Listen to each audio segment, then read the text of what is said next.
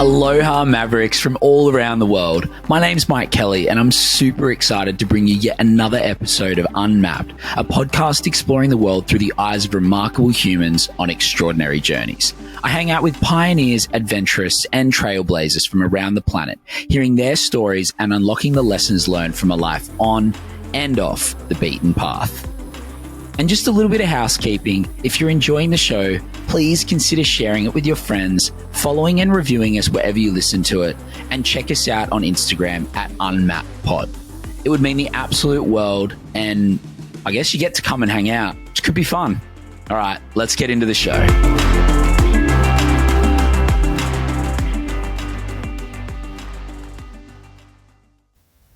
On this episode of Unmapped, we're speaking with Jack Shukman. Jack is the co-founder and CEO of The Way, a pioneering meditation app designed to lead users on a structured journey of awakening and self-discovery. Having spent a decade in the corporate world of investment banking and strategy consulting, Jack experienced firsthand the high-paced, high-stressed environments of top-tier consulting firms. Motivated by a desire for deeper meaning and fulfillment, he transitioned out of the corporate sphere and into the world of meditation. Guided very conveniently by his uncle, Henry Shukman, an esteemed Zen master and meditation teacher, Jack has begun a deep journey of self-discovery into the nature of self and the process of awakening. Together, he and Henry launched The Way with a mission to make the profound benefits of deep meditation practices available to everyone, regardless of their experience level. Jack's journey from the boardrooms of London to the serene spaces of meditation underscores the transformative power of mindfulness and the pursuit of awakening. With The Way, Jack and Henry aim to provide a supportive, accessible, and enriching experience for all who seek to explore the depths of their own consciousness. This is an epic conversation. It's quite deep into the process of meditation and awakening. We have a bit of a jam in the middle around some of the deeper elements of meditation. So if you are at all interested in understanding consciousness or your place in the universe better, this one is most definitely for you. So without any further ado, please enjoy. This one was really, really special for me. Meditation is obviously a huge part of my life, and as you're about to hear in a little recommendation, The Way has become a part of my daily practice. So I am super excited to have had this conversation with Jack and so excited to be bringing this to you now. Please enjoy this conversation with Jack Shukman. Just before we get into this episode, I also just want to give a little recommendation of The Way. I started using The Way on the first day that it came out. I was aware of Henry prior as someone who I considered a teacher of mine. He is an incredibly established Zen master, and as a poet and a writer has this beautiful way of describing and illuminating the path of meditation, awakening, enlightenment, whatever you want to call it. And as someone who's been meditating for a long time, and actually am, just recently beginning to teach meditation myself, I found Henry's way of talking about meditation to be an incredible support for both me as a student and as a teacher. It really is suitable for all levels, and even in the earlier stages of the app where you're learning about some of the more basic aspects of meditation, such as mindfulness, there is such a deep way that Henry teaches that I got something out of every single meditation, every single retreat, every single trail along the path that you take using The Way. Really, I genuinely don't think there's anything like this on the market. I use both this and the Waking Up app by Sam Harris daily now in my practice, as well as my own practice. And I think that it is something that I would recommend first and foremost to anyone who's looking to get into meditation. This would be the first thing that I would recommend to them if they were looking for something to help them with their daily practice, and easily would recommend it to anyone at any level along the path of meditation, as well as a supplement to their own practice, likely as people get deeper and deeper in. Worth saying that there are also scholarships available, which is an incredible initiative and also very much in line with more traditional Buddhist tradition. So this app is available to you even if you're not able to afford it. If you go to thewayapp.com, you can request a scholarship. And my experience or knowledge of this, having spoken to Jack privately about it, is that there's no questions asked. If it's very much an honor system. If you are requiring if you're in financial hardship and you're requiring a scholarship, then there's an automatic approval of that, which is just so incredible. And it really leans on the Buddhist teachings, principles, and traditions that it is teaching through Henry in the app. So if you're looking to start meditating or you're looking at a way of deepening your meditation practice, you can check out the app. It is The Way on both Apple and Google. And if you want to have a look at a little bit more information, theway.com is there. It's also the first 30 meditations are free, so you get the first month of practice for free too. And although this is not an advertisement, it's a recommendation, I do want to make all of the benefits of getting it started clear. So yeah, scholarships available, first 30 meditations are free, and I cannot recommend this enough. I think this is an absolute staple piece of a staple resource for people who are looking to get into meditation or continue their practice. Just for anyone who meditates, I highly recommend checking out The Way. All right, onto the interview. It's a cracker. Enjoy me and Jack just having a jam about something that we're both really passionate about. Peace. Oh, dude, I actually literally, right before I got on the laptop, finished the first retreat in the Awakening Trail. So I've just done a meditation on non-dual awareness and came straight into this interview. So I'm a little bit spaced out. But Jack, hello. Welcome to Unmapped. It is an honor to have you on the show, and it's a pleasure to meet you as well. This is actually the first time we've ever spoken. How you doing, man? Yeah, man, great to be here. Great to meet you as well. Super excited. And I know that feeling, a little bit fuzzy around the edges of like where I am, where the world is, what's going on, but in a good way. Yeah, it's definitely a good way. The analogy that I've heard that was best for it was actually Henry, who's your uncle and also a Zen master. We'll get into that later, talking about being an aspirin being dissolved into water, and that almost can it's like that fizzy process, but it's not fizzy, but the process of kind of not really knowing where the aspirin ends and the water starts to like dissolving kind of feeling. Yeah. Well, we could go really deep, really quick, but we'll pull it right back. Tell us a little bit about who you are. Who's Jack? I mean, we've started talking about meditation, so obviously meditation is really important to you. People would have heard prior to this conversation starting the introduction and who you are and the fact that you've started this thing called The Way. We'll talk about it a lot more later on, but maybe just give me a little bit of background into you and what you're currently doing now on a top level. Yeah, sure.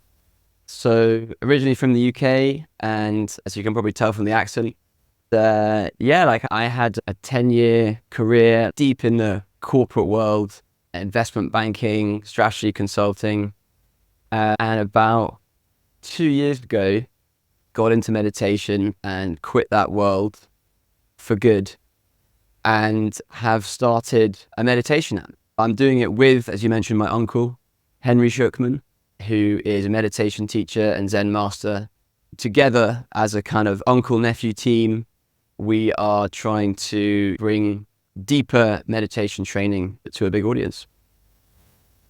Super, super cool. A big part of the conversation that we're going to have is going to be around this app that you've built called The Way, and it's absolutely fantastic. I mean, people are going to get sick of me saying it. I've just said it on a pre-recorded little review, so we're definitely going to get onto that later. I just want to upfront say I think it's the coolest thing that's happened in meditation for the last 5 years at least. But before I get way too obsessed with this, because I love what you guys are doing, let's just pull back. So talking about investment banking, strategy consulting, pretty big decision to leave that kind of career? And you mentioned that you got into meditation and then left. Is that the way that it went? Because I noticed you posted something on LinkedIn around when you launched The Way, and you'd said that you went on a sabbatical and you weren't quite sure what you were going to do, but around the same time you discovered meditation. Was meditation actually a part of the process of decision to leave your old career? Yeah, no, actually it wasn't. I had I'd spent all that time in the corporate world where meditation and kind of more broadly like mindfulness and mental health were really still pretty taboo topics. It was starting to change towards the very end, but honestly, I still thought that that kind of stuff was for people who, like, if you couldn't handle the heat, get out of the kitchen. You know, it's really a sign of weakness if you need to talk about it, if you need to meditate. You shouldn't be in this, high-powered, high-stress, high-paid job, which just sounds embarrassing. I really am embarrassed to say that now, but that's genuinely how I thought. So meditation wasn't part of my decision to leave. Actually, it was like a mix of things. Part of it was just having seen into how the sausage was made, having seen into the sausage machine for so many years, especially in the world of strategy consulting. I'd done all these crazy projects and had started to kind of realize that, like, the higher you go in an organization like a major strategy consulting firm, you've got to start really believing that what you're doing is really helpful or really positively impactful. And you just start to see that, like, maybe that can be true in some places, but it's just definitely not universally true across the board. And so while it is like an amazing place to learn a bunch of skills that are really helpful personally, it's not something that I found I could, like, believe in, and kind of commit, these crazy hours that I was doing every week to. So actually, I didn't really know what I wanted to do. I quit without having any clue what I was going to do next. I just knew there must be something more in a career. There must be something deeper, something perhaps more meaningful, more fulfilling, but I had no idea what that was. And then, by just incredible good luck, I got into meditation, and it was like a 0 to 1 thing that happened for me. Like, it was really a night and day. Like, there was just basically like I can go into it. Like, basically I was walking with a buddy. Like, I just quit and I went on a hiking trip with a friend, and we went off into the Pyrenees in the mountain. And we had a little set of portable speakers with us, and we downloaded a bunch of podcasts, just like all kinds of different topics. Because it was like a 2-week trip, and we knew we were going to run out of stuff to say to each other. So, you've got to have some entertainment while you're slogging up the hills. And we just happened to have a couple of podcasts by Sam. We had one by Sam Harris, one of him talking about free will. I actually had one by Henry as well, Henry being interviewed by Tim Ferriss. And we just, by coincidence, started listening to a couple of these back to back. And I remember this moment so clearly. I got up to this top of the hill. We were like sweating up this steep hill. And I heard Sam Harris mention the phrase, "You are the river of consciousness." And I just had this moment of, like, something dropped, something clicked, some gears in the head just turned. And it wasn't like, I don't want to like big it up like I had some kind of deep cosmic insight. It was more just that I realized that things I had assumed I knew, like what it is to be alive, to have a human mind, to be Jack. I was like, oh my God, I actually don't know what these things are, what they really mean. And it was super confusing and kind of just like sort of wild. Anyway, that night I called up Henry as the one guy in my life who might point me Not somewhere. a bad guy to give a call in that moment. Right. Suddenly it's like, oh my God, I've got an uncle who's a Zen master. Like, what an insane privilege. And I was kind of hoping he might be like, oh yeah, there's a book you should read, or there's another podcast to listen to, or maybe there's a documentary you can watch and it's going to clear it all up and you can put this thing to bed. But far from it, he just said, dude, you've got to meditate. You've just got to meditate. That's the only way humans know, or like the best way humans know to figure these questions out.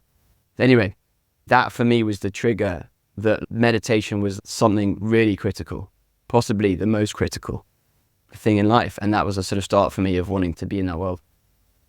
Wow. Okay. So I just like, we can really get into the origin story of the way and your journey to meditation, but I just want to pull back and go into the old work that you did, and also speak a little bit to the perception of mental health that comes with industries like that. Because when you kind of come out of school into uni, do XYZ, get a job in investment bank, you kind of like don't really ever have a chance to know anything different. It's totally its own little world. And I have a bunch of friends that work in MBB, working crazy hours, doing incredibly interesting work in different ways and learning some incredible skills, and also having the opportunity to be around some of the smartest people in the world in certain ways. I've thought a lot about this because I almost went into strategy consulting when I finished uni as well, and it ended up not being, I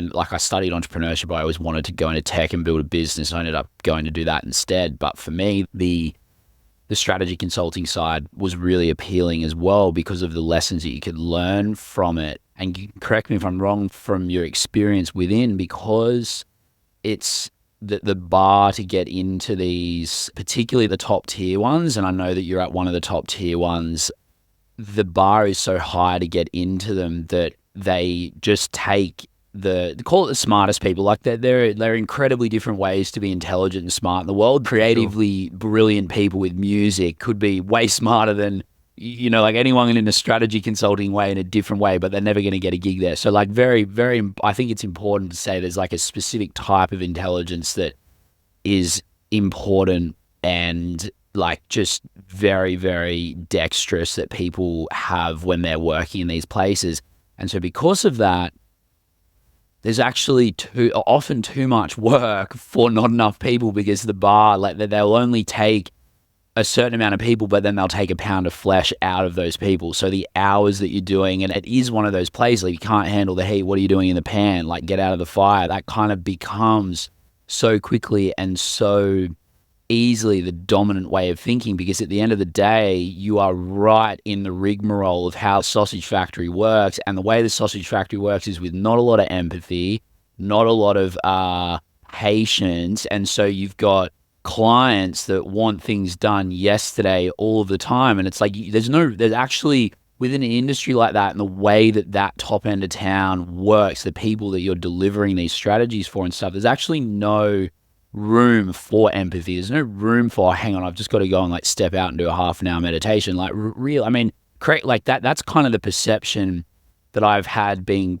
fairly like close to it, done a lot of research, have a lot of friends that work within that space. It probably feels embarrassing to say that was your attitude at the time, but really, like, you can't, because we're taught, like, how many hours we work in a week? Like, we're not talking 40 to 60. Generally, it's more like 75 to 100. Like, it can be crazy, right?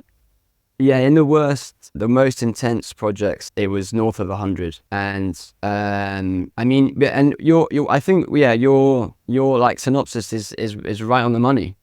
There's just this huge trade-off, but the pros are high and the cons are high. It's like you get to work with really, really smart, fun people who have all been attracted by the promise. And so without doubt, like without exception, every team I worked on was amazing, like just great people. And yeah, you're put into the boardroom with CEOs and chairpeople and the board, and presenting at the highest level on what this huge billion-dollar company should be doing. The wild government thing too is sometimes, that right? Like you'd be working across like all different sectors too, like even not-for-profits at times. Yeah. The wild thing is that you're 25, 26 and was just literally Googling the answer like earlier that day. I mean, no joke, like one time it was a Friday, it was a day off. So I like booked the day off, had a long weekend, and just come off a long and difficult project. I got a call from the staffer, this was when I was in the London office, who was like, what's the soonest you can get in? And I was like, it's a day off. I was like, well, it's going to take me an hour and a half. And she was like, not good enough. Jump in a taxi, get here in 30 minutes. And so I was like, oh man, something must be going on. Got there, got taken into a room, like hadn't really showered or brushed my teeth.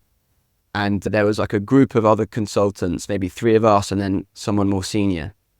And this was in 2017 at the height of the like Brexit decision under Theresa May's government. And so he's like, what kind of Brexit are we going to do? Is it going to be hard? Is it going to be soft?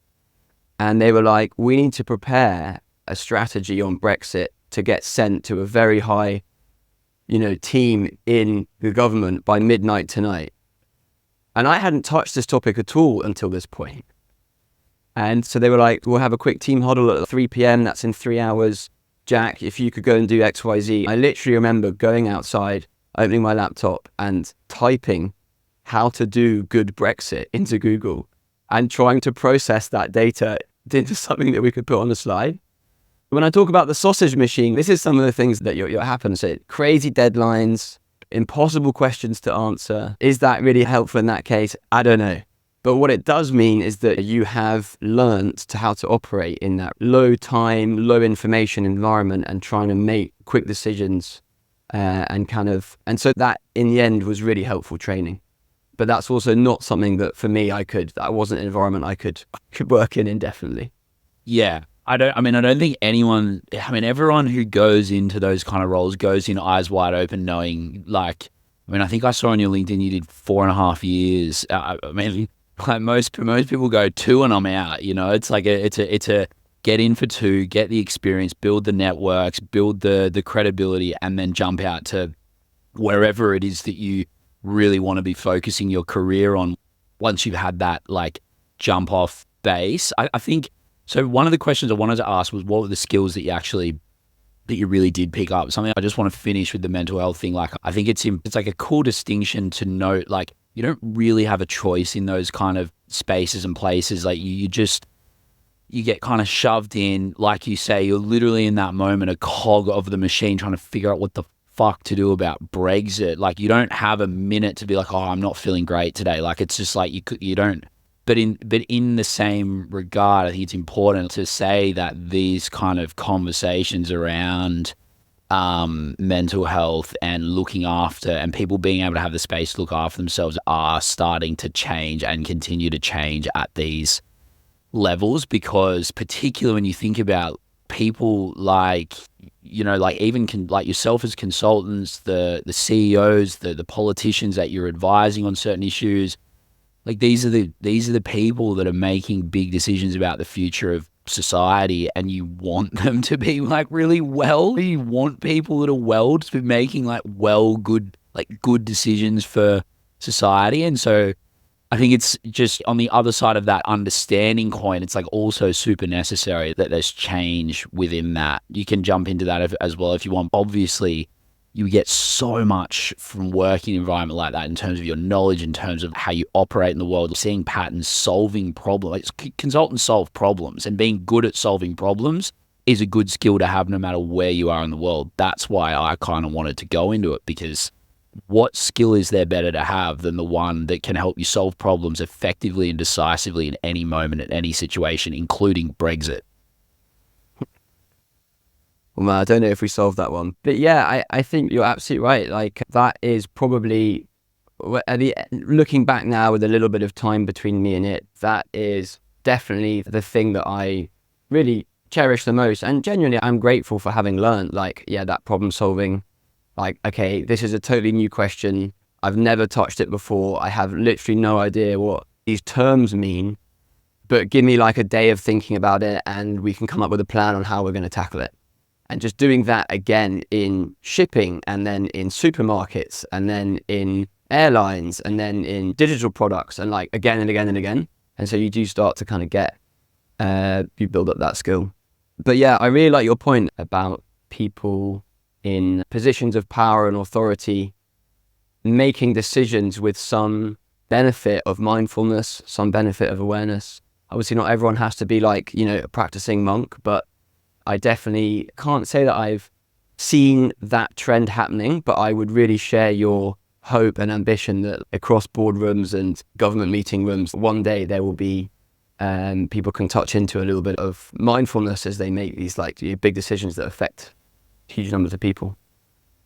I've always said that we should have a Buddhist monk in a boardroom meeting. Like there should be a monk or some sort of like I'm starting a campaign. We need to get Henry on some boards, man. Because I for the vibes. Think that but just for that voice of calm, open, reason that's able to see things from a perspective that is not just about profit. Like, I mean, there's been a bit of it, like Patagonia appointed a lawyer who was directed to represent nature on their board. And so there was, kind of an active representation of the planet on the board of Patagonia, like things like that. The way that they're starting to look at the constitution of boards and the governance of organizations is really cool. But anyway, I digress. I had a question that I thought would be a really interesting one to get to know you, and we'll use this and dovetail from there into a little bit back into the meditation stuff and your path there.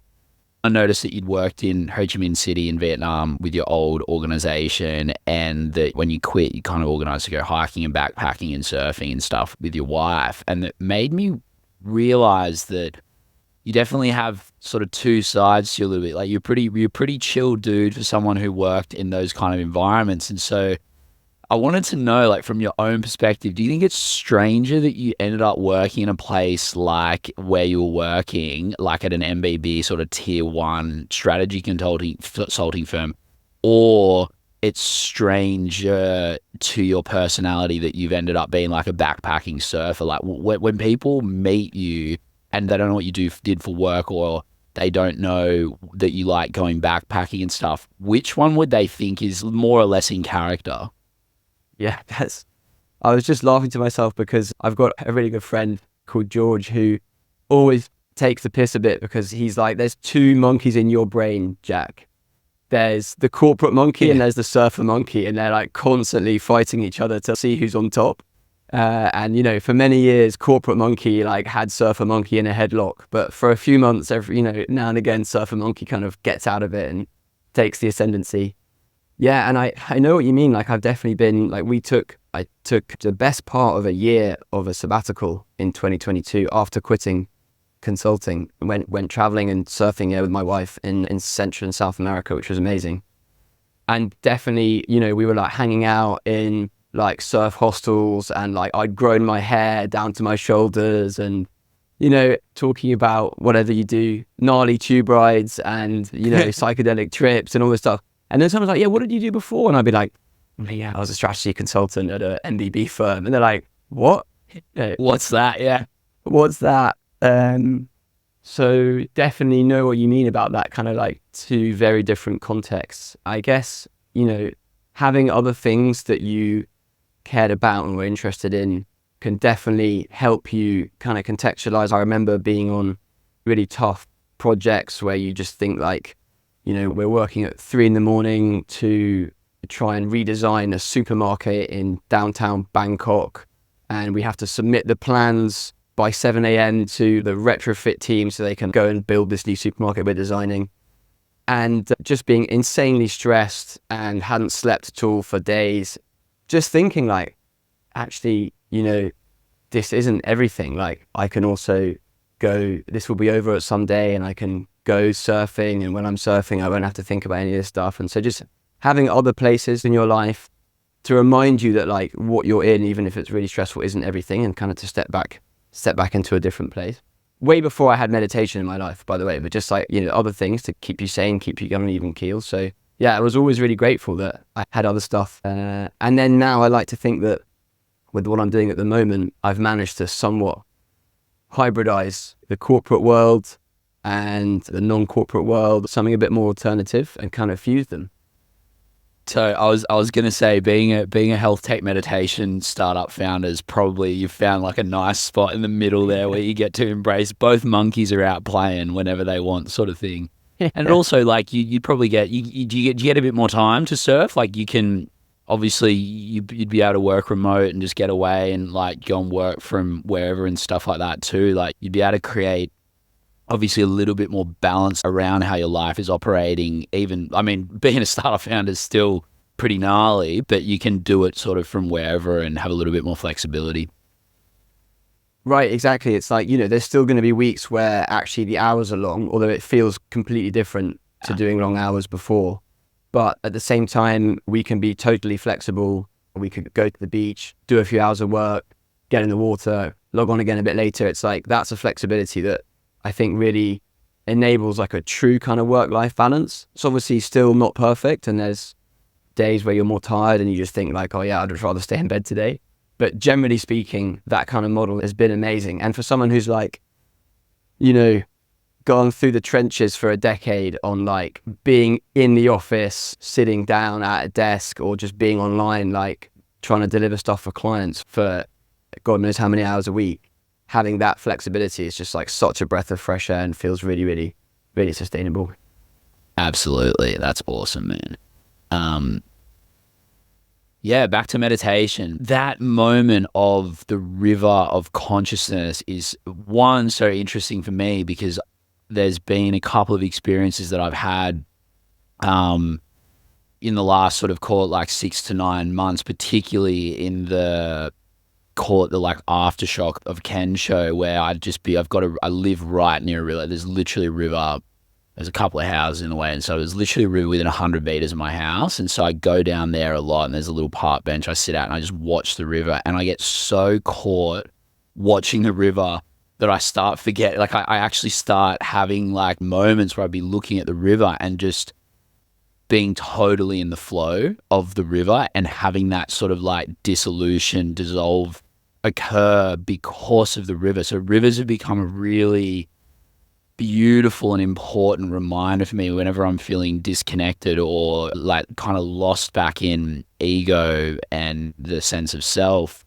Just take myself to a river and it won't do that hardly ever. Like to have that complete like dropping out, it's pretty rare, but the river of consciousness is something like that makes so much sense to me. And it's just such a beautiful little light bulb moment. And I also really understand, and I think it would be useful to drill into this a little bit, that moment where it's like the penny drops and it's not, like you said, it's not like this cosmic moment or it's not like a big moment of awakening. It's not that you realize what you are, but in that moment, it's like that first moment that you realize what you're not, or the first moment that you realize that what you've always thought you were, you're not. And it's kind of like, holy shit, it's like you're standing in the corner of a room and you haven't turned around yet to see all the other stuff that's in the room, but you've just realized you're standing in the corner of the room looking the wrong way. And it's now like trying to learn the process of how do you turn around and see. And actually what ends up happening is you realize you are the room, but that's like that little part of the process that you have. So that's a really beautiful moment. I can so understand and why that's stuck so clearly in your mind.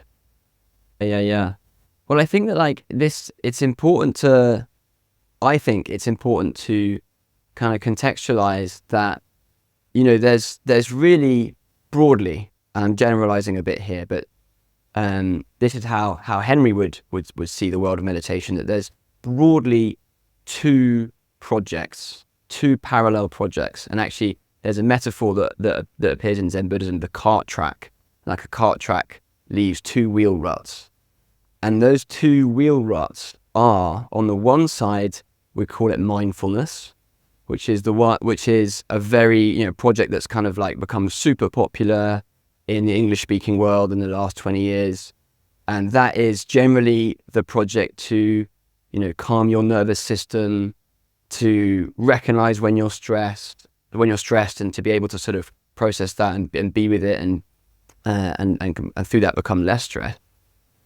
And that's like a hugely valuable project, right? And that's something that, loads of meditation apps like Calm and Headspace kind of speak to. And it's something that, tens of millions of people now around the world are getting something from, which is amazing.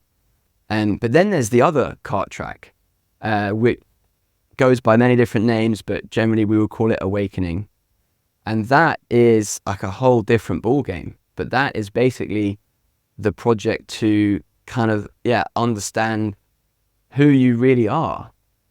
And, in the same way that you can learn to observe on the first cart track in mindfulness, you can learn to observe thoughts and be like, oh yeah, I'm noticing that like, I'm stressed, I'm feeling this emotion, I'm thinking about work, and I can notice now that that's a thing that's happening.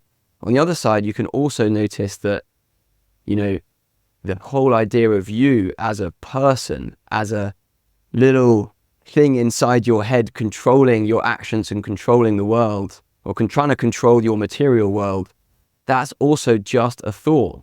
It's just arising, like, like the sound of a bird outside your window is. It's just arising. And of course, like that's, so when you're talking about then seeing that you're actually the room, or seeing that you're actually the river, that's this whole other project. And I think what's kind of crazy, at least if someone was trying to explain this to me 2 years ago, I'd have just been like, what have you been smoking? This is wild. This doesn't make any sense. Get out of here.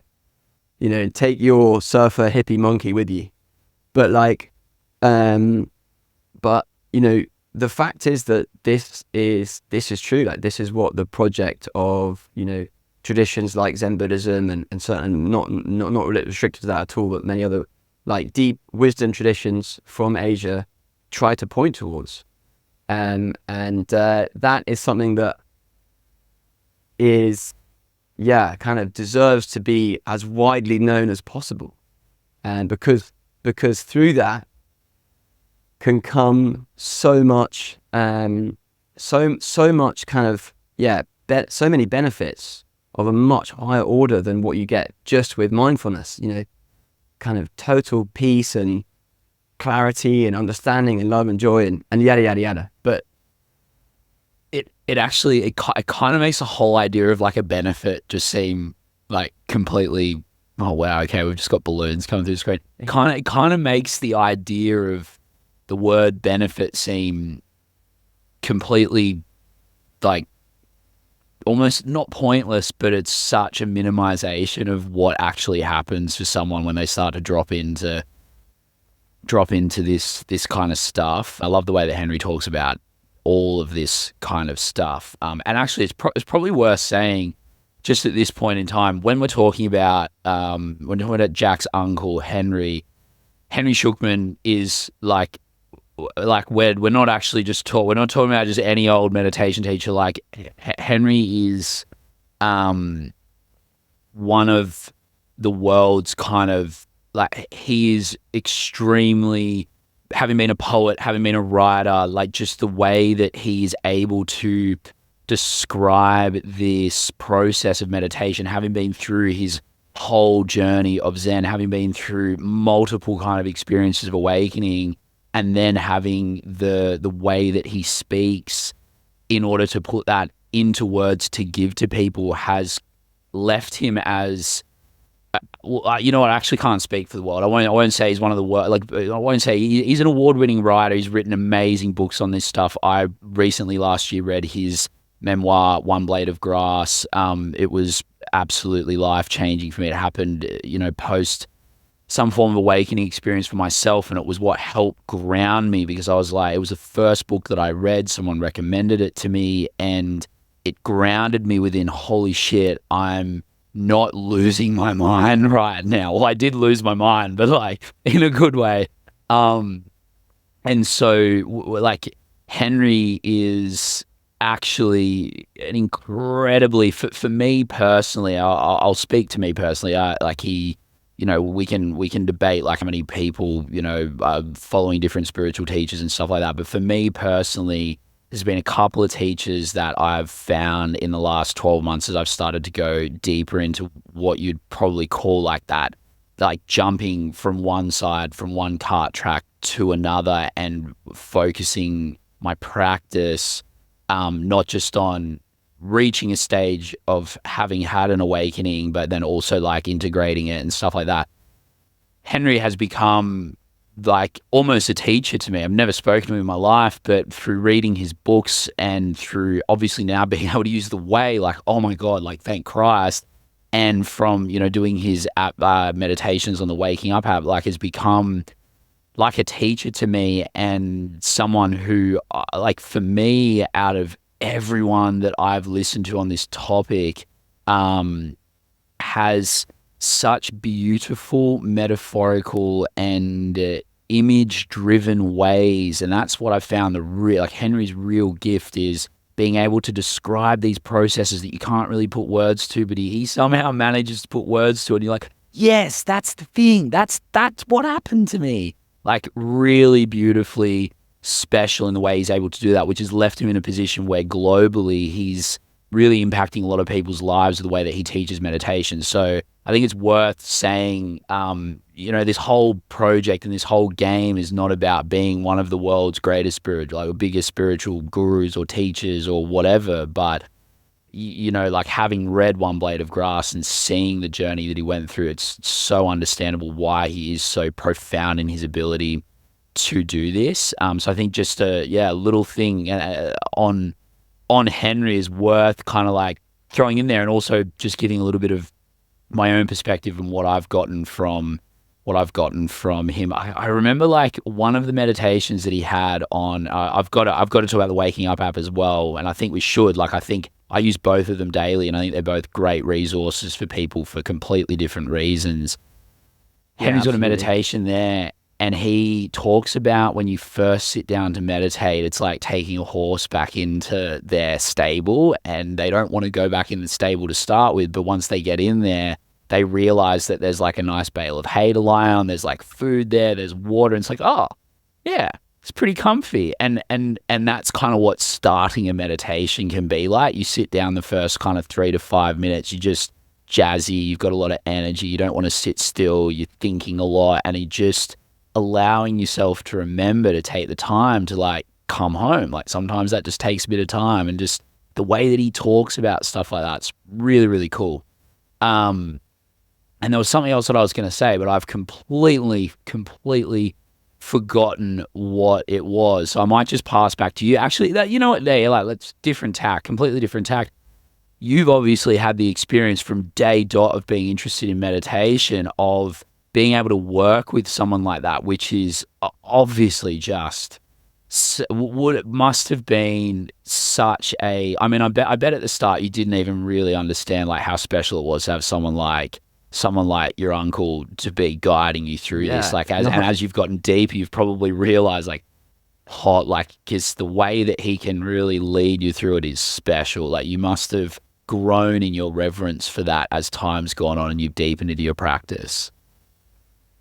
Yeah, absolutely. I mean, for the first 32 years of my life, Henry was just like, he's just Uncle Henry, Oh, he's chatting about meditation again. Oh, it's kind of boring, whatever. And then suddenly realizing like, holy shit, like, someone who like deeply understands this world, who has meditated every day for 35 years and has studied in Japan and has been bestowed the title Zen Master in his lineage, Sambo Zen. I can just call that guy and just ask at any time, what did this mean? I had this experience. How should I approach this? Yeah, it's an incredible privilege. And I think especially like I as I've got more into it, I noticed not just how special it is to have Henry as an uncle, but like how special it is the way he teaches. Because, he, like as you've read in his memoir, One Blade of Grass, he has gone through some really hardcore, Zen training in Zen. And just to, like an example, I always find it just kind of mind blowing, but the type of practice where you're sitting with another teacher in a kind of Zendo and you don't know how long the sit will last. It ends when the teacher decides it's going to end. Yeah. Might be an hour, might be 6 hours, might be 24 hours, so it's like you have to completely let go of how long it's going to be. And you're not allowed to move. And Henry describes like, having a runny nose and just like the sort of snot streaming over his top lip and down his chin, and just having to be completely okay with it. Just like, that's just what's happening. These are just sensations. Man, so, that's hardcore, right? I think that the way he teaches now is something that I like really resonate with, which is that like, it doesn't have to be that hardcore. Like that teaching might work for some, but it doesn't have to be like, we don't all have to go through that to go on this journey of exploration. I think the way he teaches now is, having gone through that experience, he's now able to pick from it what is helpful and blend it with a much softer approach that's also informed by modern mindfulness and like other disciplines. And so I think what he's really good about is helping you recognize if you're having a bad sit, you're having a bad sit. If you're having thoughts, you're having thoughts. Like you can't stop these things from happening. You can't flick a switch and clear your mind and being accepting of things as they are, whether they're good or bad, is like really core to his teaching. And for me, I find that really, really inspirational and really helpful for actually setting up a practice, because you don't have to suddenly be amazing at meditating, right? In fact, that's not a thing. You can kind of just start to, from the jump, let go of what it means to be good and just kind of simply do the practice. And that is, I mean, if there's anything that describes, well, it's not really useful at all to say anything is good, but it is just getting to the sit. It is just getting to the cushion and sitting. And, some days when I sit, there's this, I have those things where like I have like the upset stomach, the anxiety, like what's going on? I don't want to sit here. Like I'm like, this is a shit sit. And actually, there is that element of mindfulness. There's a moment of mindfulness of like, oh, wait, hang on. I'm just running races here of like telling myself what I should be doing. And there's just the letting go happens. And that is actually the only thing that was creating the anxiety was the holding on. And so as soon as you just realize there's nothing to do and nowhere to go and nowhere to be, and just let go and let yourself sit there, might not completely get rid of it, but some part of the energetic charge of whatever's going on for you in that moment will dissipate. And at the same time, you start to become aware of what's happening more broadly, and you'll feel the space that's kind of around that emotion or that feeling or that sensation in your body. And then over time, you do have like exactly what, when you're doing it for 6-12 hours straight, you got boogers running down your face, that ability to be equanimous with whatever's arising in your body. I mean, that's still tough for me. I mean, I've been practicing for quite a while and have had interesting experiences, like significant experiences, but like I'm not enlightened, you know what I mean? Yeah. And I think that still can be really practically helpful. Like once you can get to a place, which doesn't have to take years of training at all, to be able to recognize I'm having an anxious thought. And that's different from just like purely feeling anxiety and not being able to, you're just like in it, it's captivating you, and all you can think about is that, it's overwhelming. But being able to be like, I'm having an anxious thought. And there's like a place you're observing it from that's not the same as the thought. It's like you've taken a step back, there's a broader awareness. It doesn't mean you're not having the anxious thought. It's 100% still there. But you can just see that it's arisen. You can label it, you can note it. I can see you, I know what you are. And then hopefully, you can see it disappear as well. But that process of being able to observe it fundamentally weakens the hold it has over you. It doesn't mean you're never going to feel anxious again. It doesn't mean that you can then, from then on, it's like, it's cured, right? It's never going to happen. Because of course, sometimes it will flood your system and you won't be able to take that step back. You can more and more kind of learn to be with it. Do you think that over the, so taking that as an example of like noticing the thought of anxiety, noticing the feeling of anxiety, and then realizing that it is something that arises within a broader experience that you then have to be, like, this is the thing that I think, the way that it makes sense in my mind is that if you can notice a thought, you cannot be the thought. It's like literally impossible for something to notice. It's like if you're noticing a thought that's arising within a field of experience where you can also feel something in your stomach, hear something else, then there has to be something broader than that thought. And you therefore must be irrevocably or like connected to or are that thing that is broader, which means you can no longer be the thought. Do you think that can then be extrapolated to and this is starting to get into like the awakening. So I mean, I call that the mindful, like almost the mindfulness card. The process of the awakening card can, in some ways, it can almost be the same thing, but it's like the object that you're noticing is the sense of self, which can be a little bit harder it's a little bit more ethereal, a little bit more like cloud. Like it's harder to actually get a bead on what that feels like. But I remember I had a moment a couple of years ago where I just realized in it, almost like a drop of the hat, that the experience, feeling that was in my head of being the center or being the I or the ego was an experience within a broader field. And I was like, oh, holy shit. So the feeling of I is just a feeling, and it's not that it's this thing in the center of experience that everything else happens to. It is actually a part of the field of experience that something else is experiencing. And what's that? And so you actually start to realize that just like a thought of anxiety or a feeling of anxiety pops up within a field of experience, so too does the ego. So too does this web of coalesced ideas that have turned into you, you know? Like, and so it's kind of almost the same, like the process, like you said, every time you notice it, it starts to lose its hold on you. Every time you see that it's not you, it starts to lose its hold. And so it feels like there's an element of this. And I think this will start to segue into the way, because this is the sort of stuff that I'm getting into, the awakening stuff that Henry's teaching on the app now. And this is kind of where it's going. It's like it's noticing the macro of the I, and then noticing it's not you. It exists within a broader field of awareness. And every time you notice it, it starts to lose its grip. It starts to lose its grip. It starts to lose its grip. Well, yeah, that's the thing. I mean, the process of observing thoughts as they arise in your mind, it's the same methodology. On the mindfulness side, you're just observing that, like, you know, I really want a chocolate brownie, you know, that's a thought, okay, and I can work with that. Or I'm feeling anxious, okay, that's a thought. And on the other side, you're still just trying to observe the fact that your sense of self is also just a thought.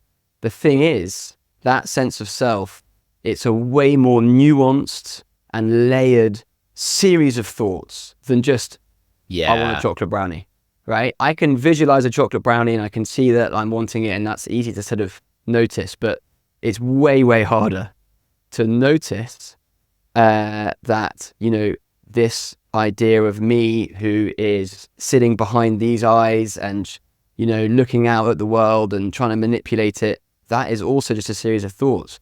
But I will say that, like, at least in my experience, and certainly like Henry would agree, like the way that you can begin to notice that it doesn't have to be all or nothing. Like, it doesn't have to be you have a massive Kensho or not.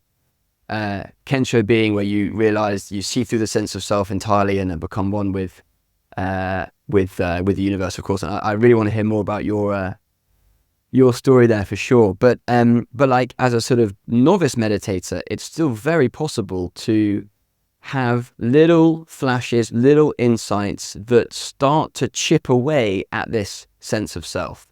So I remember, like, the first one I ever had was on this trip. We were in, I should say, on like a voyage, not a psychedelic trip, because obviously that's a whole other thing. It was on this trip through South America. We were in Bolivia at the time, and I'd been meditating a bunch. I probably had maybe 9 months of practice under my belt at that point, or maybe a bit less actually, 6 to 9 months, but had been reading a lot and listening to a lot about awakening. And anyway, so we were in La Paz, and we'd been out the night before, not a massive night, but, you know, a few kind of beers. And then we got up early to get from our hostel to the bus stop. We were going to take a long bus that day, and we like threw our bags in a taxi. I got in the back seat, and I had like 20 minutes to just chill before we got to the bus station, which would be kind of hectic. And as I was sitting in the back seat, I was just aware of a few kind of present moment grounding experiences. So there was a little bit of sun on my arm, a little bit of heat sensation from the rising sun. There was a bit of music playing, quiet music playing in the taxi. And I was a little hungover, so I just sort of was like, you know, slouched from the back seat and just not really focusing my eyes. So there was a bit of sort of blurry vision in front of me. And I suddenly realized, knowing so clearly, just knowing for sure, I wasn't in Bolivia.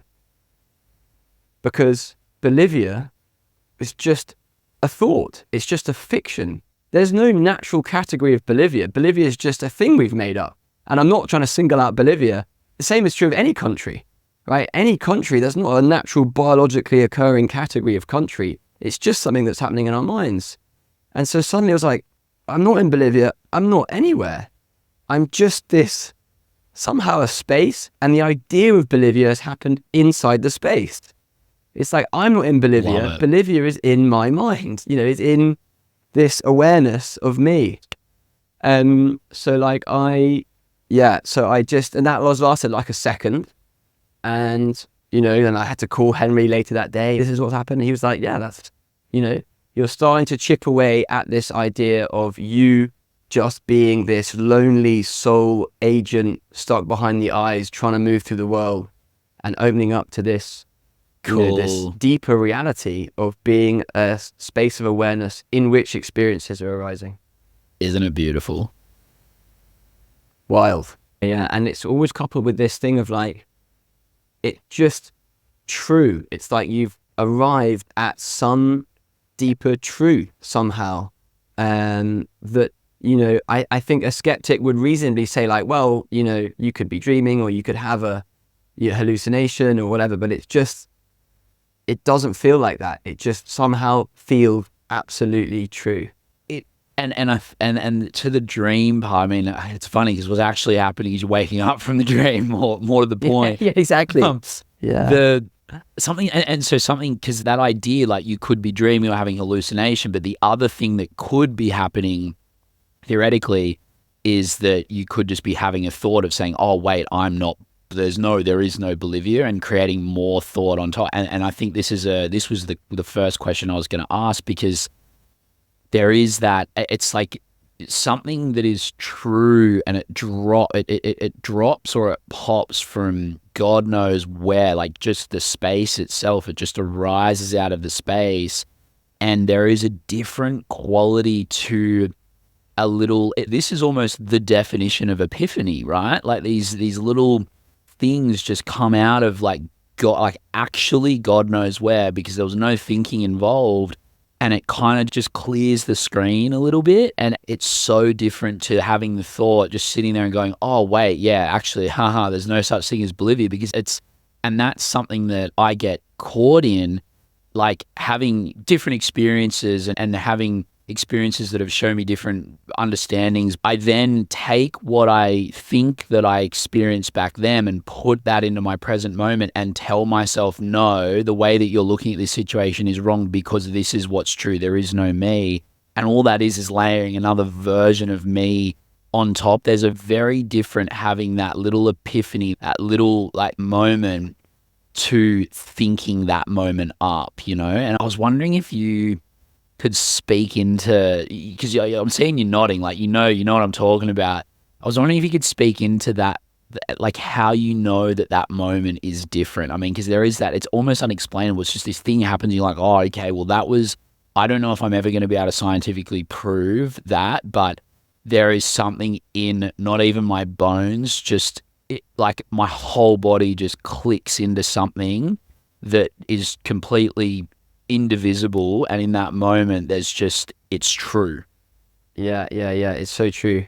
I mean, I think there's a sort of schema for this, right? In Buddhism, it's like there's knowing something conceptually. Like I can understand the idea that, yeah, like Bolivia is a country that was drawn up on a map X years ago and so on. I can understand that. But then there's also like just knowing it, not conceptually, but just knowing it fundamentally.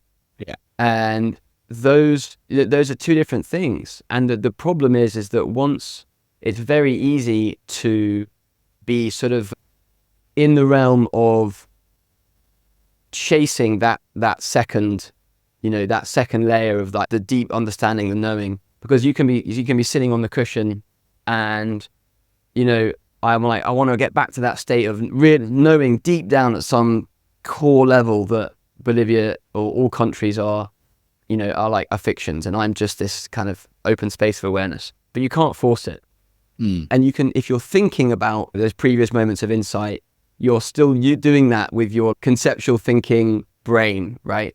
Your conceptual thinking mind, small mind, as it's sometimes known, and you can't think your way back to it. Like that's just not how it works, And so Henry talks about like it's letting go is the way you get there. You have to let go of the effort and the striving and the kind of desire to get there, and it can come or it cannot come in its own time.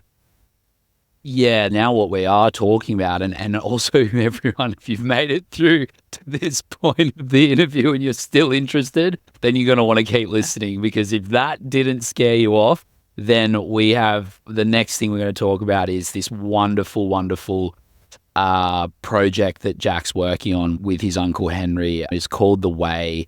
We've now really started delving in this conversation as to, particularly compared to Henry, like relatively novice meditators started delving into these deeper understandings of meditation and what meditation can really do for you, over the top of being a great tool for developing mindfulness, for lowering stress and things like that. There is a deeper part to why meditation is a thing and why it's been done for thousands of years, and what we've been talking about and what you have created with your uncle.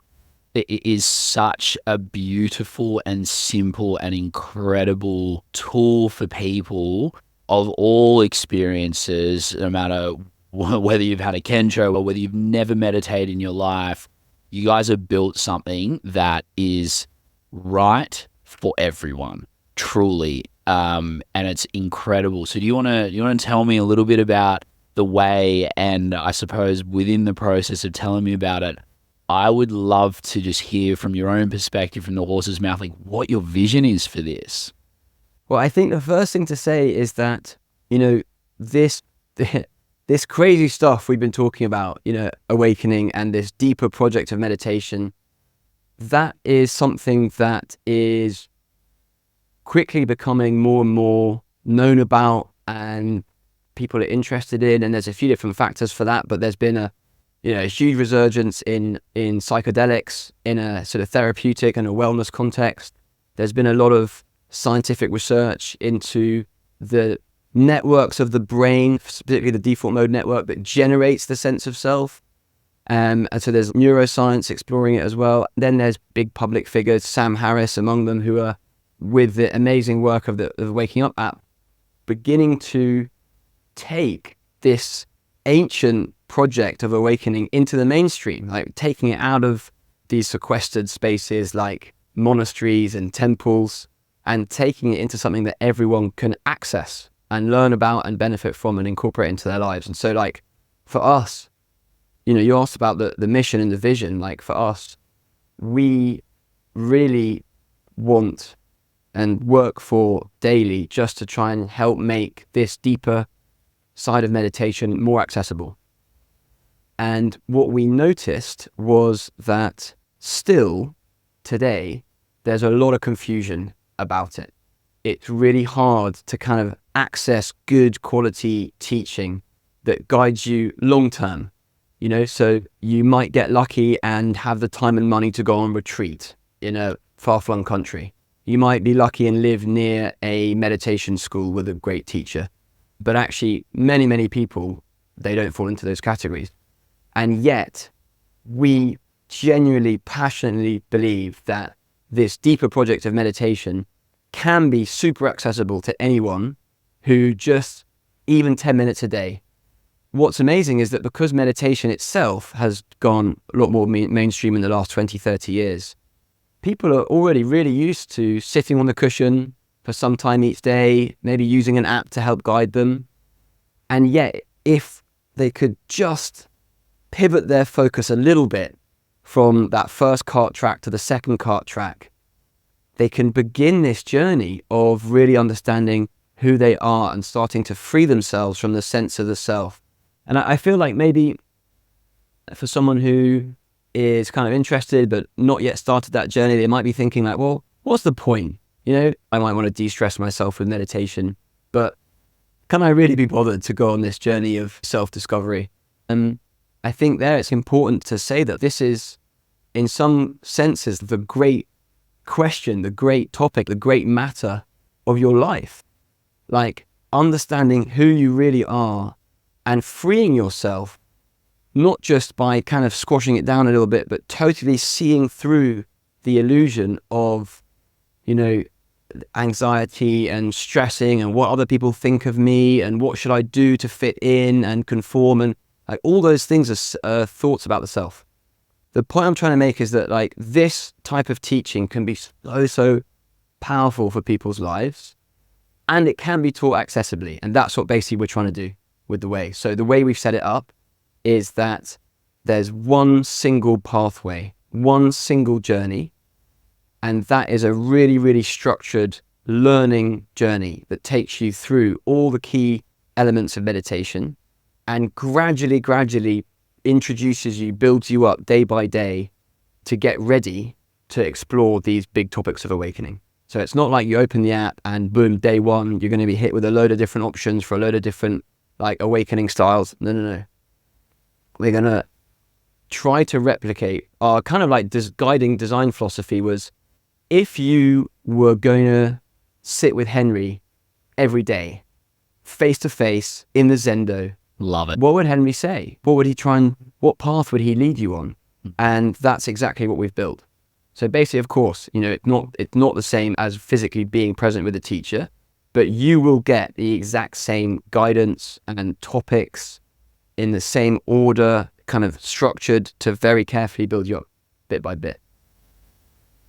And I can say, having been through, so I funny, I actually shared this with you when I sent you the first email about podcasts and just saying hello and sending you some feedback for the app. I got back from a retreat last year. It was a Vipassana retreat, and I just had my head blown off and was trying to figure out what was what. And then someone gave me like a recommendation to read One Blade of Grass. I read One Blade of Grass. And then from there, I was like, oh my God, like I need to like, who is this guy and where do I get more of whatever the fuck he's talking about?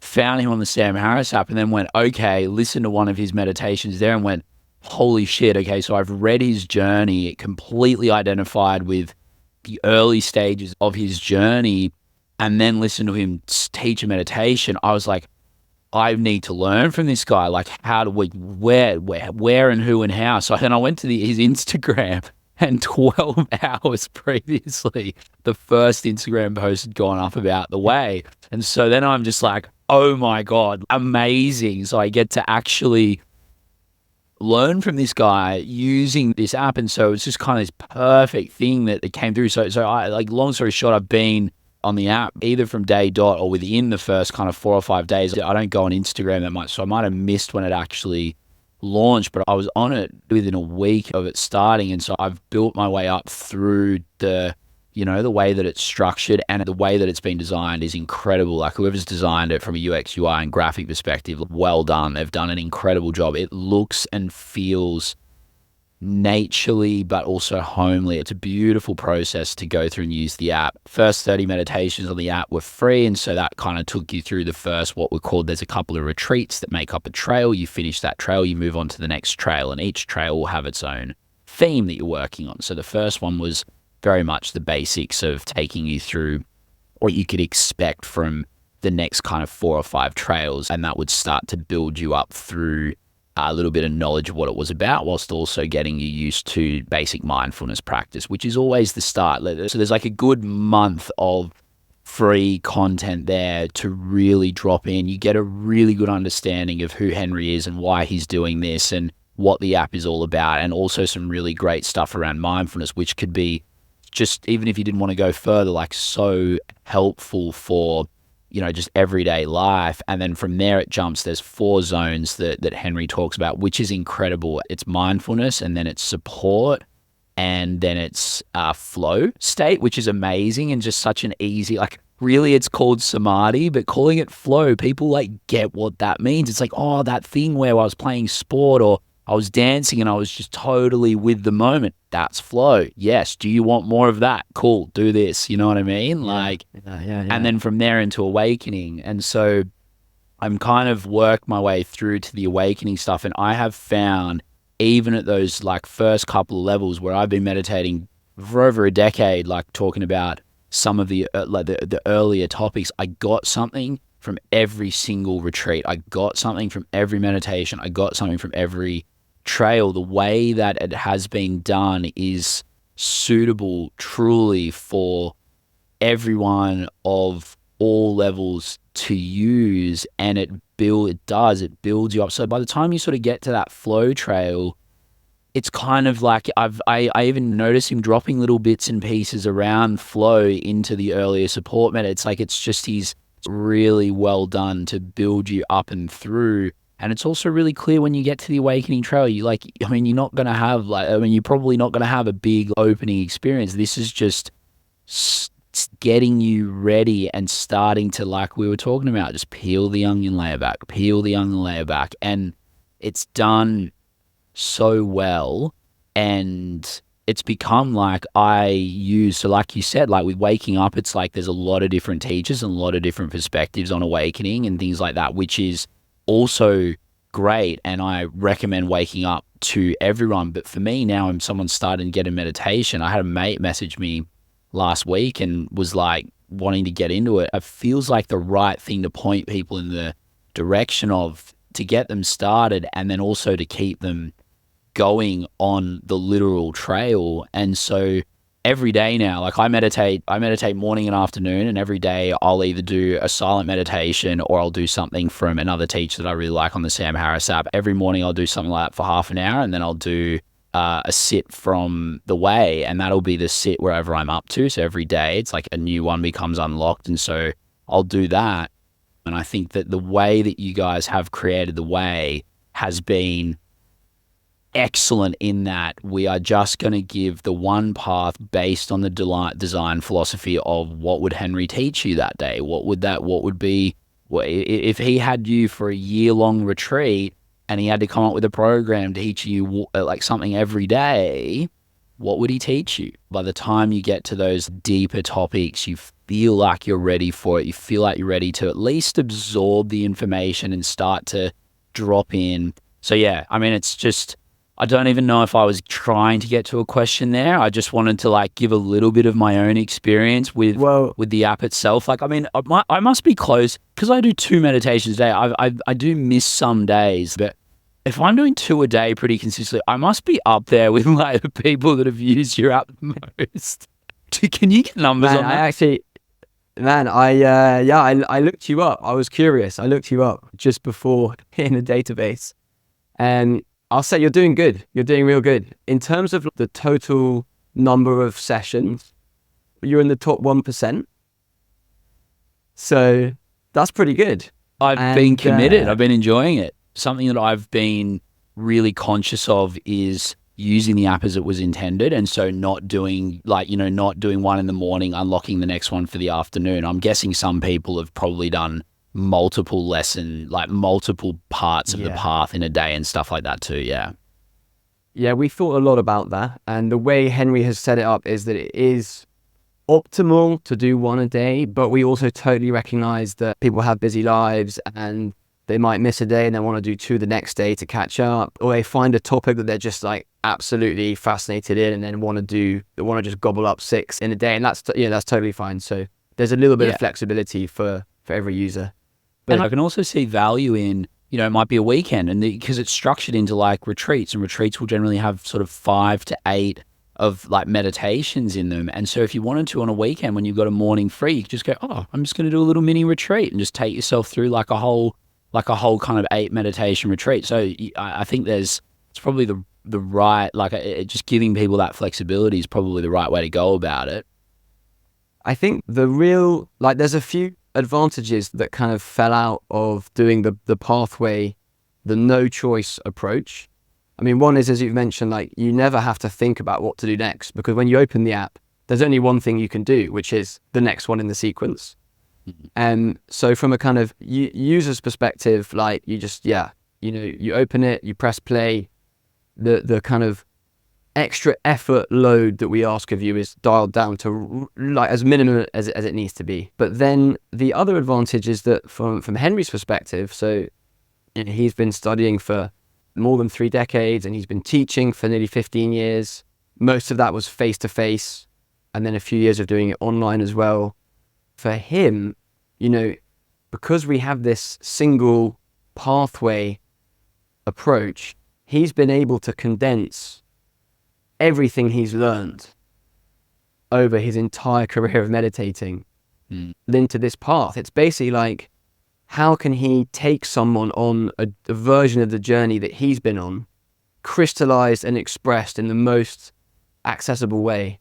That he's just poured his entire meditative experience into this path. And we take people, layer them up through his approach of these 4 different zones. Start with mindfulness, then support, and then flow, and then getting into awakening. But then it doesn't stop once you just get to that end of that awakening trail, right? For some people it might click, for others it's very likely that it won't. Awakening and these moments of insight are really unreliable. They can come at any moment. Of course, they're made much more likely if you're practicing with certain techniques that are in the app, but they're by no means guaranteed. So then after awakening, we kind of reset and go through another series of techniques that can help layer on top. And then we get to koan. So Zen koans, these like amazing, mysterious little kind of enigmatic riddle that for hundreds of years have helped people have awakening experiences. And then, so there's like this, there's just this, if you stick with that course, you're not going to have any part of a deep meditation journey left out. Like it's going to really take you there, which is really cool. And something that I'm really happy because I wanted it myself as a meditator. Yeah, totally. This is something that I was desperately looking for and couldn't find. And so that was how Henry and I started talking about this, way back when. And secondly, it's just something that I can be really proud to say, like, for anyone who wants to go on this journey of exploration, it's like, we've got the goods. This is going to take you there. One thing that, yes, and there's a little part of, and I think that this is a really interesting one because it's not about the big awakening stuff or anything like that, but there's an element of Buddhism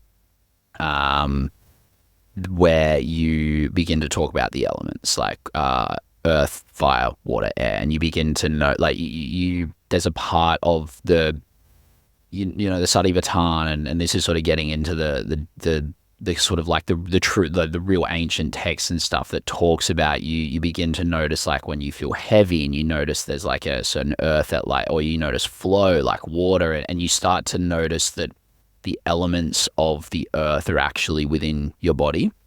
And it was something that I could never really relate to. I just kind of always thought, at the end of the day, they're literally all just particles and vibrations. And I, like, going to a 10-day silent retreat, I'd get to a point where it would all just, my whole body would just be just vibrating. And I couldn't really, that was my body in that moment. There's no sense of, like, a larger kind of frame. And so, like, if I'm already at that point, and I'm what am I worrying about the earth and all that sort of stuff for? And within the support trail, Henry, there's this beautiful retreat, and I'm so glad that you've designed it so it's not just you do that meditation for the day, because I love being able to return to some of these meditations. And there's one trail or one retreat that talks about earth, fire, water, and air, but he talks about them from the place of support. And so, for instance, there's a meditation about the flow of water and letting yourself drop into the elements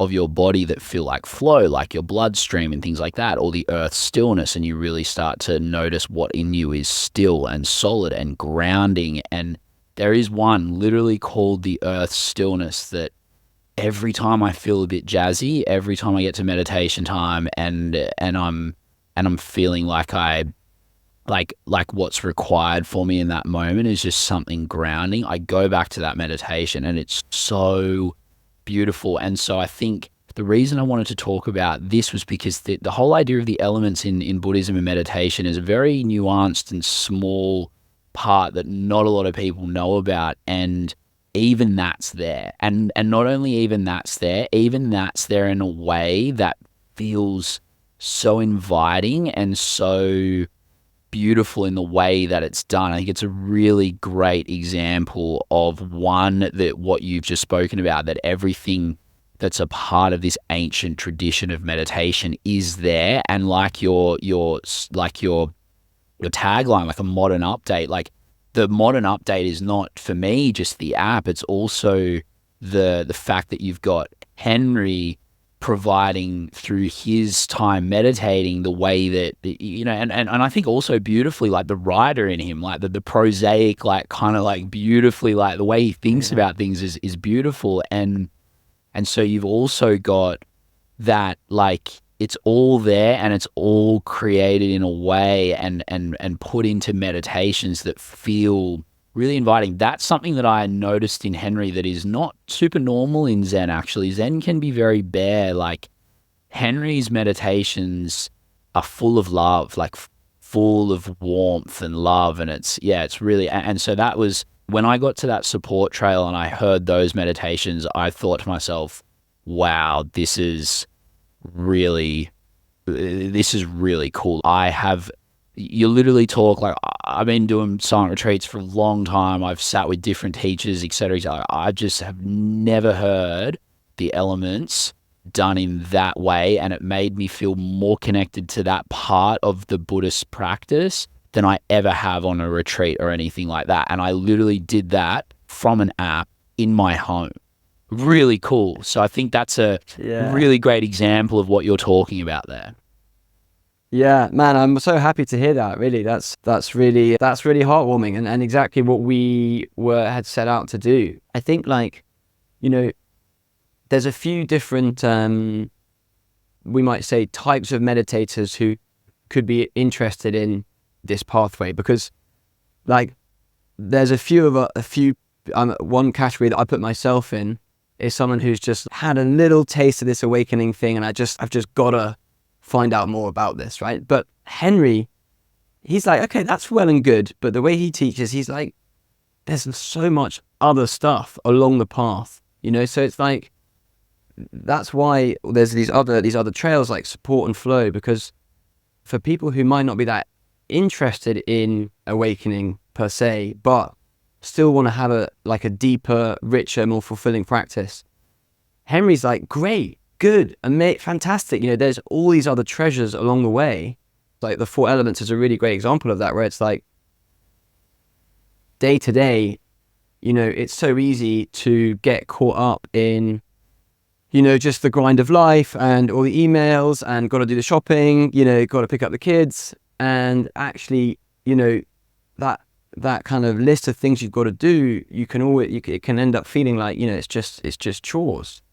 But actually at the same time, like, fuck, isn't it kind of amazing that we can just go to the supermarket and pick anything off the shelf and, like, sustain ourselves that way? Like, what an incredible gift. And so there's always different ways to look at these very mundane day-to-day things, and having a framework like the Four Elements can just give you a little pause to think, what is supporting you? Like, by what gifts are we receiving just by, like, breathing? I'm just receiving this gift of being kept alive with oxygen. Like, okay, on one hand, like, yeah, obviously, mate, you're just breathing. That's boring. That's just the body functioning normally. But there's a way of looking at it where it's like, every moment you're getting a gift of life. And that is, that's part of on a path of awakening, on a journey towards awakening. That's an important stepping stone. But in its own right, that's an amazing thing to come to. And so you don't have to be necessarily, like, gunning pedal to the metal for awakening, which as sometimes go ahead.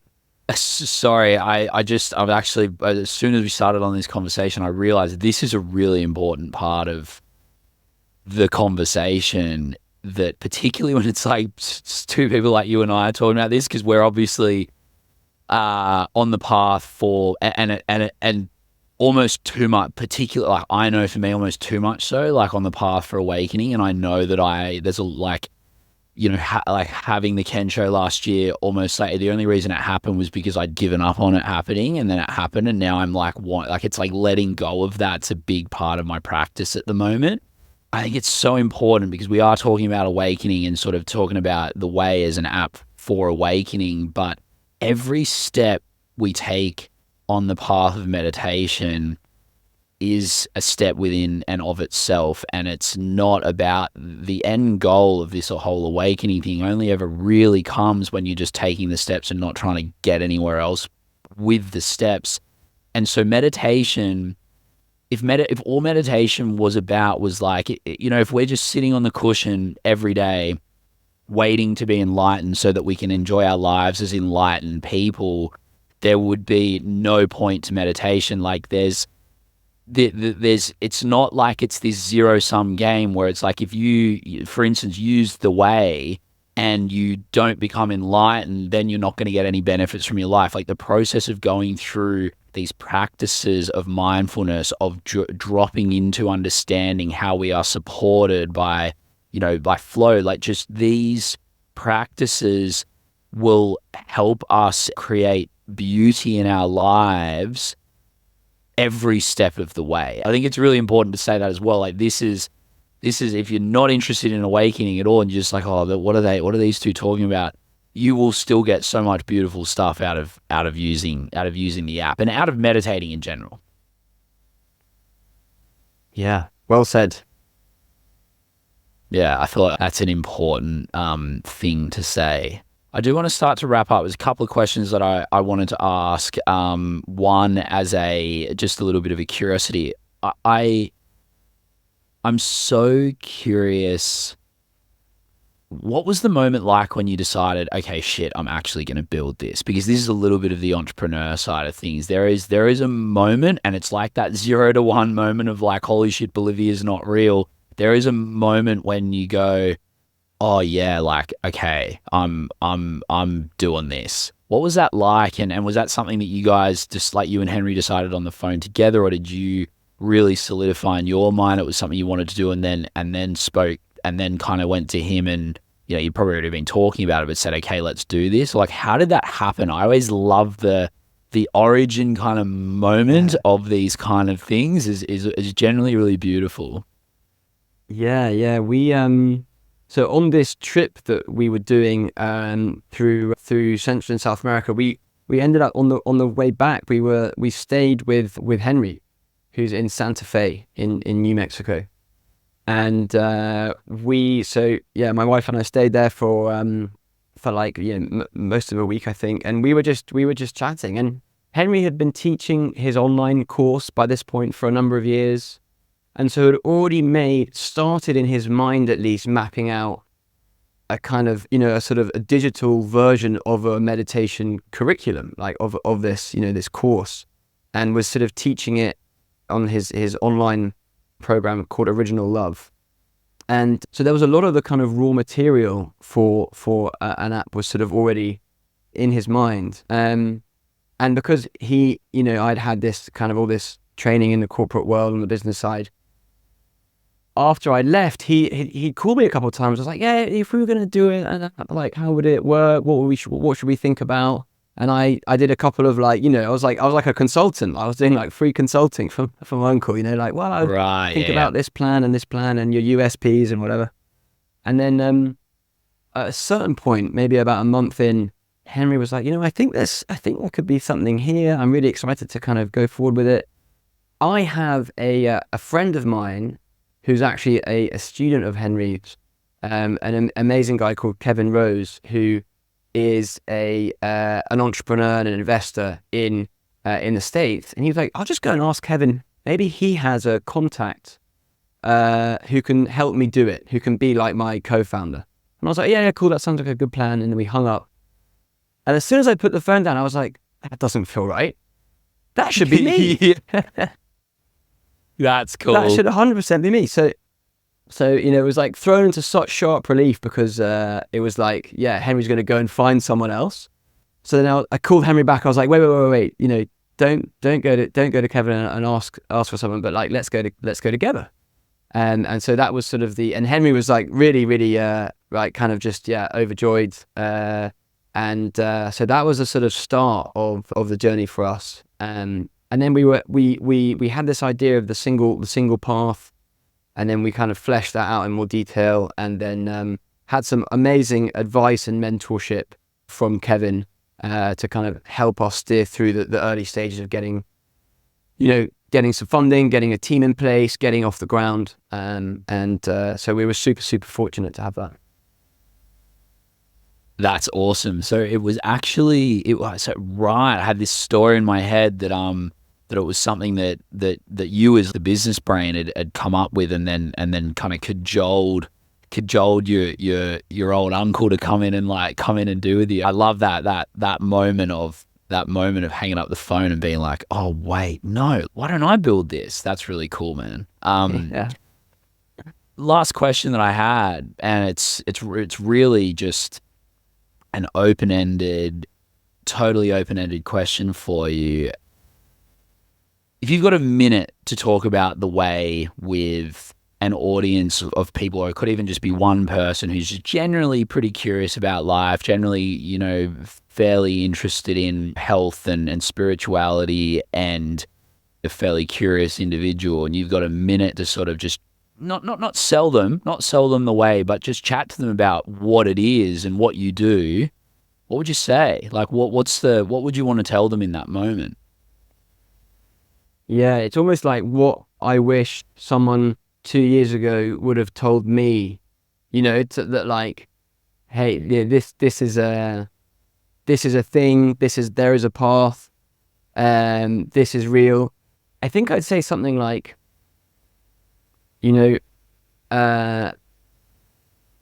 awakening is real, and there is a journey that every being can go on that doesn't have to belong to any faith or religion or kind of ideological dogma.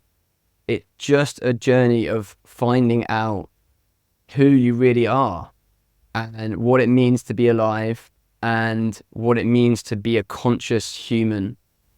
And that journey is a path to deep worlds of peace and joy and love and understanding. And it doesn't have to be just for the monk on the mountaintop. Like, it can be, it's like a birthright of any human. And there are lots of different, ways into it and traditions that teach it. But if you're a busy person and rush for time and just have 10 minutes a day, check out the way, because it can take you there. Yeah, and I'll add to all of that and just say that even if you do have time to go on retreats, and even if you do have time and resources and are in all those weird little crevices of the world where like this stuff gets talked about a lot,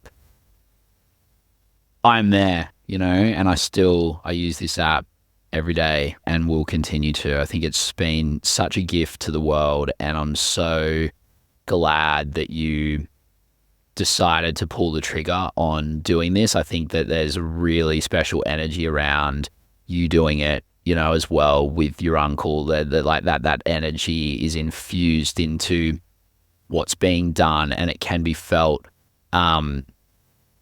Yeah, Jack, I am so grateful to have been able to have this conversation with you. I feel like we said before we went on air, that like, you don't know how people can have a 4-hour podcast conversation. I think we're an hour and 44 in now, and we probably could have kept going at least for another hour. So this is how it happens.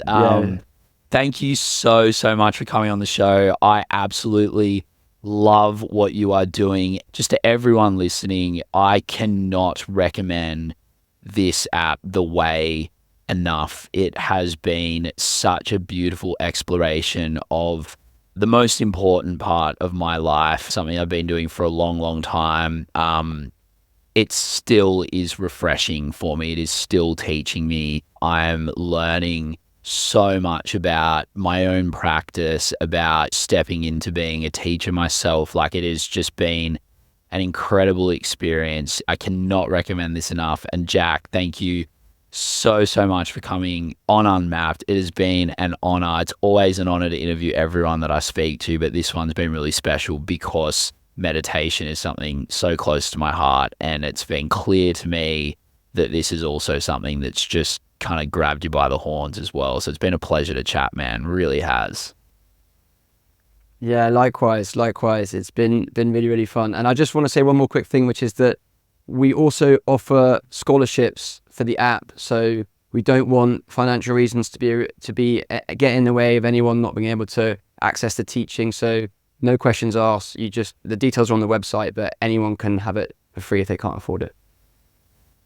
That's really important too. That's awesome that you guys are doing that. I think that, when you realize the true power of it's literally priceless. You cannot put a figure on it, and you have to maintain a business and run a business. But at the end of the day, money should never be an object to be given this wisdom. And so it's amazing that you guys are doing that as well. All right. Peace, everyone. Thank you so much. Cheers.